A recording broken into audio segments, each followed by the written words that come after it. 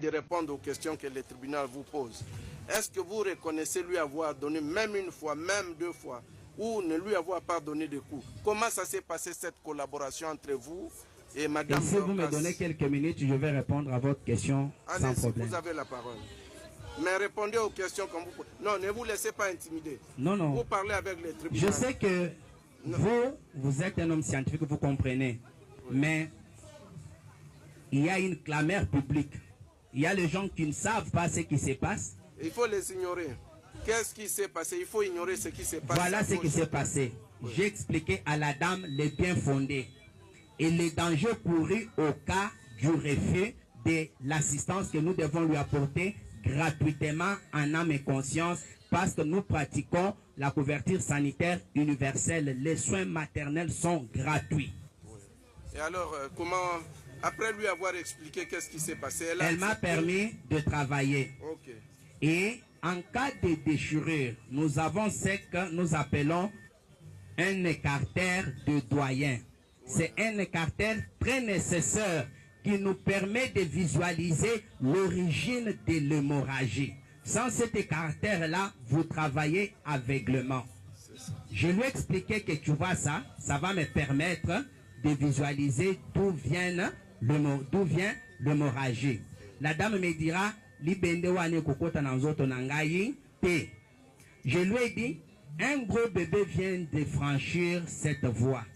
L'Ibende, c'est un petit rien, bien limé, c'est pas tranchant, comme le ministère l'a dit. C'est ce qui a été conçu par les scientifiques pour nous permettre de bien faire ce travail-là. Elle a refusé. J'ai dit, ok, pas de quoi. Est-ce que tu peux permettre qu'à la place de l'écartère, j'utilise mes deux doigts, bien que cela ne me permettra pas, mais pour ne pas te faire mal, la dame dira oui. Or, ça, c'est un danger que moi, j'ai couru. Parce que là, à l'intérieur, quand vous suturez, vous risquez de vous piquer vous-même. Je le fais. Alors, le col utérin, d'où venait l'hémorragie, étant un organe interne, je ne peux pas aller le suturer si je ne le rapproche pas à la portée de ma vie. Je lui ai demandé, je vais utiliser cette pince en cœur pour approcher le col utérin afin de voir d'où vient l'hémorragie et de bien l'arrêter. Docteur, pas ça. Je dis non, non, madame, tu m'as dit que je peux t'aider et tu m'as permis de faire ce que je fais. Laisse-moi continuer. Et moi, je travaille avec les matériels qui sont stériles. Mes mains sont gantées de gants stériles. Il n'est pas permis à une tierce personne de les toucher ou de s'approcher brutalement de moi. À ma grande surprise, après avoir collaboré bien avec notre accouchée, pendant que j'amène les mains, elle prend ses mains sales par rapport aux miennes qui sont propres et pures et les repousse. Et quand j'approche avec la pince, elle saisit avec ses mains souillées de sang et repousse ma pince. Je dis, madame, tu ne comprends pas les dangers que tu cours. L'infection peut en suivre. Et je ne suis pas devant une petite déchirure. Je suis devant une déchirure qui, sans ce que je vais faire, rien ne peut arrêter l'hémorragie et le danger que tu vas mourir. Mais toi, tu ne le comprends pas. Or, si tu mourrais, nous serons jugés par d'abord l'hôpital, puis par l'État, parce que le président, en introduisant la couverture sanitaire universelle, l'objectif, c'est d'éviter premièrement le décès maternel. C'est ce qui est grave. Alors, là, je suis déjà dans les détails. D'abord, la dame a posé des actes qui ne sont pas permis d'être posés. J'ai dit, d'accord, mais est-ce que tu peux me permettre d'être assisté par l'équipe stagiaire qui est ici? Il dit, non. Mais je ne peux pas travailler seul sans l'assistance.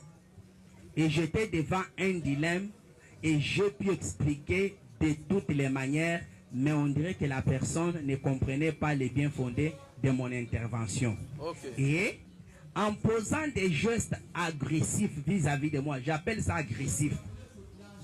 Je lui ai dit, je ne sais pas quoi faire devant ça, mais je comprends pourquoi les autres t'ont abandonné. je fais appel à sa grand-mère qui est venue, qui a parlé. Le comportement avec cette fille, elle parle sans cesse. Elle réplique à n'importe qui, à n'importe quoi, au lieu de s'intéresser à moi, le médecin. Au point même de fermer la bouche à sa grand-mère, de Kolongolaye.